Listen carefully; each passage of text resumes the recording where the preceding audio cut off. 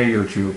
Well, this was this morning on the 28th of January, driving to a city called Midlothian in Texas. And this is sunrise beginning.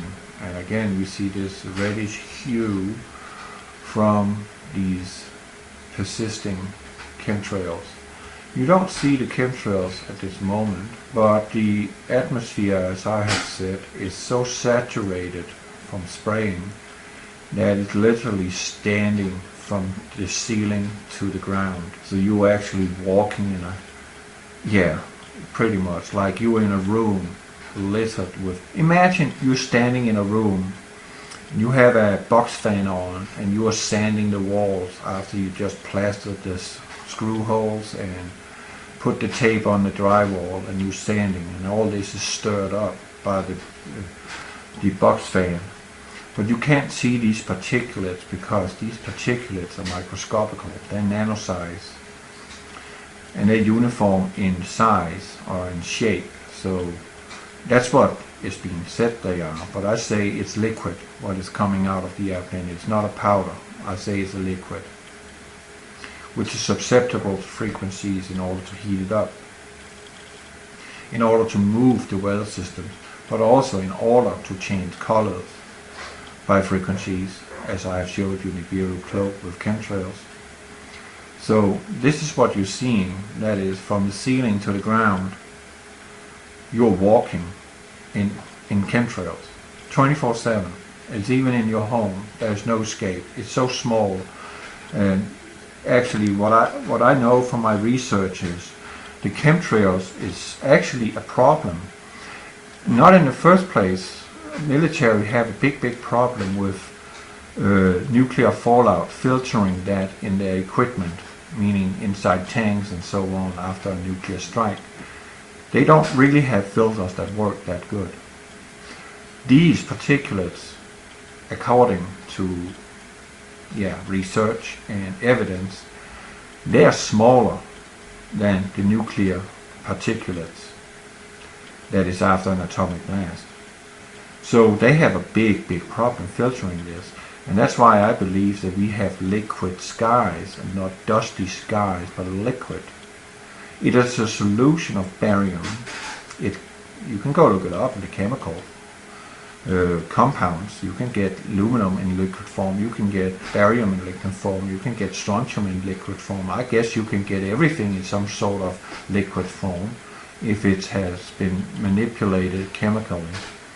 So they are actually spraying a mist up in the atmosphere, and that mist they are able, because it's reactive to the frequencies from the cell phone towers, as you want to call them, which I call the Gwen towers. You can look that term of GWEN towers, and you will have an idea of what that is.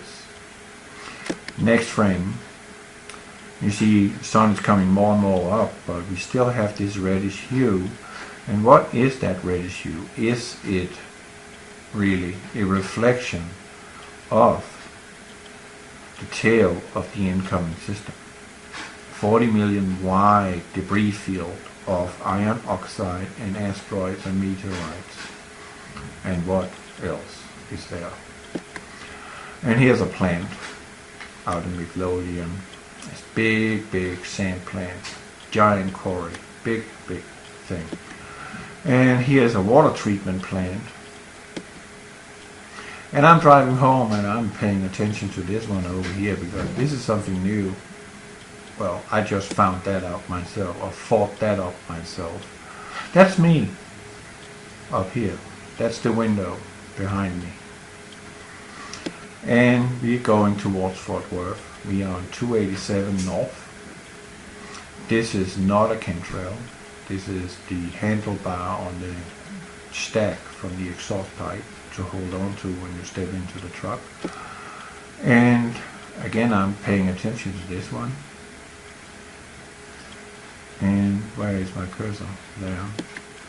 And I'm paying attention to it.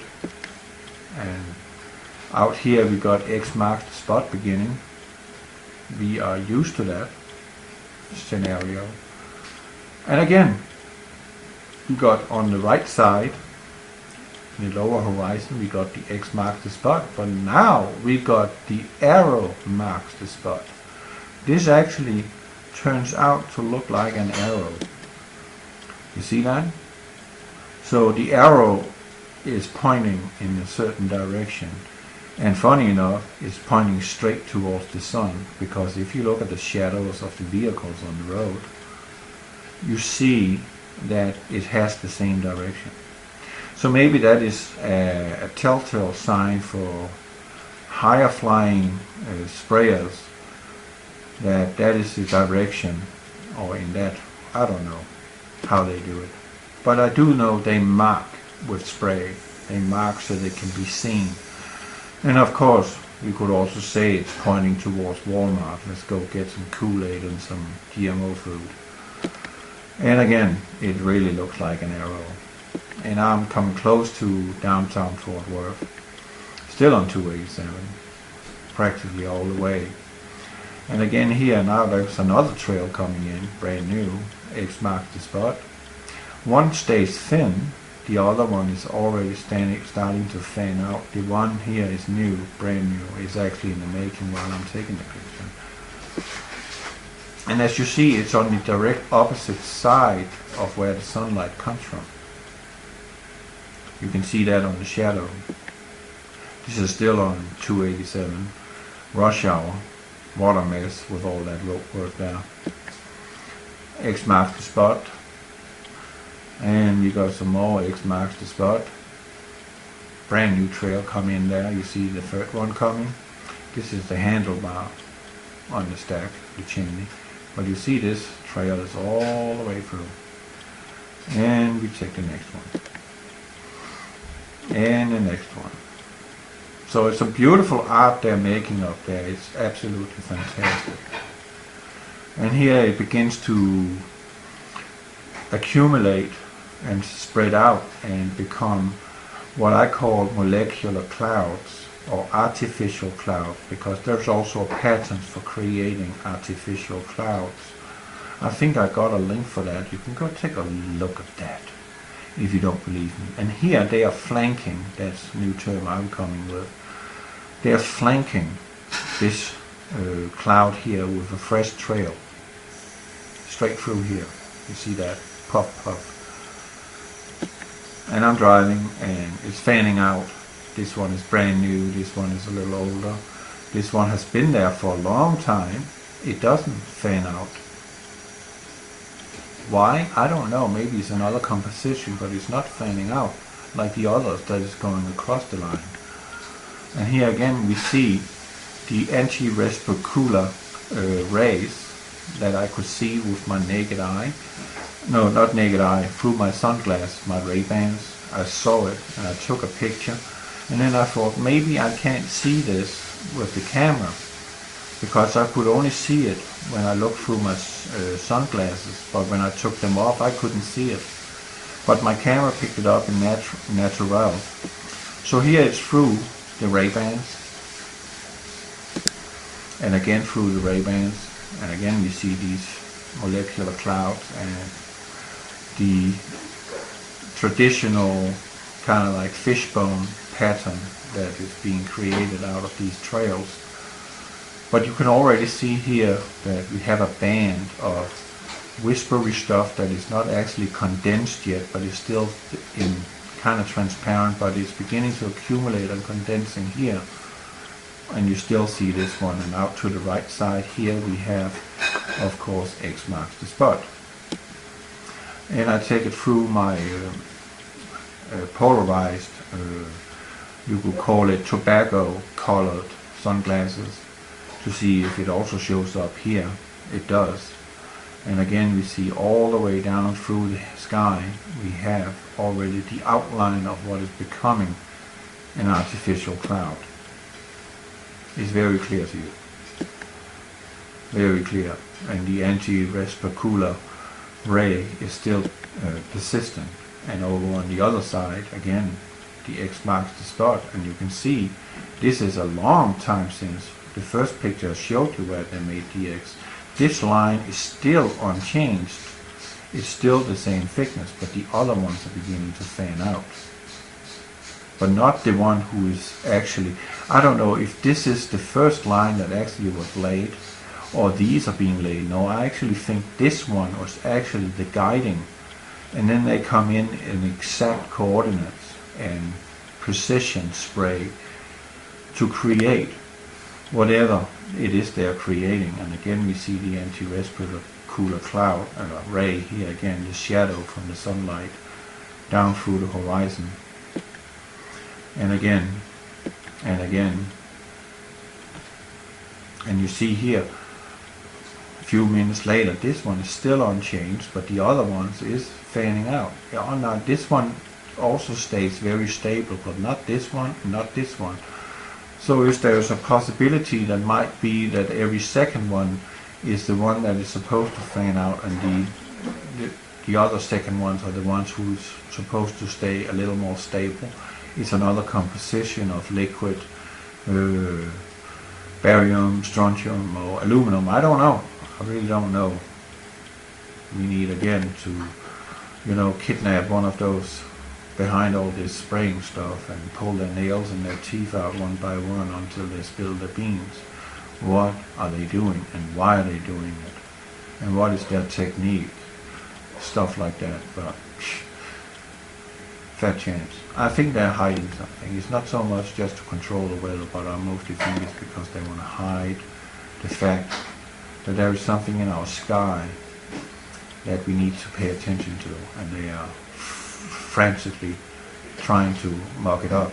And again you see here, this is at least 45 minutes later after the rush hour. I come out on 287 going north still, but I am now I think I'm in Wise County, and you see this line is still normal, but the other ones, except the one here in the middle, is fanning out, and that I find is very striking.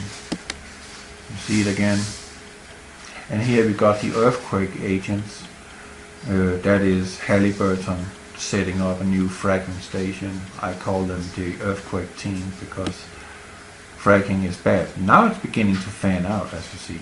That took a while.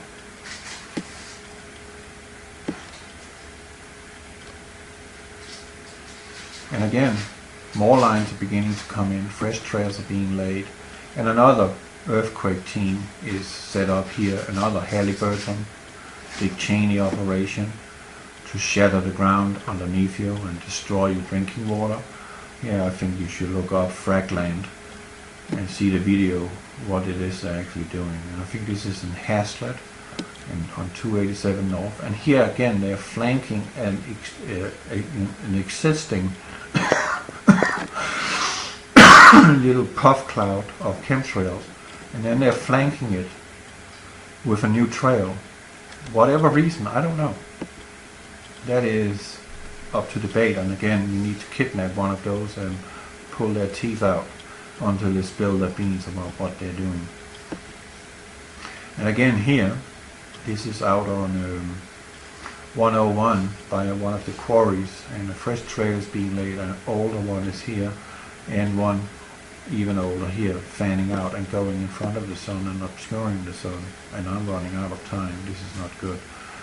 But this is what I experienced today in another sundog, and yeah, let's just say that it's not a natural shape of a cloud, chemtrail cloud.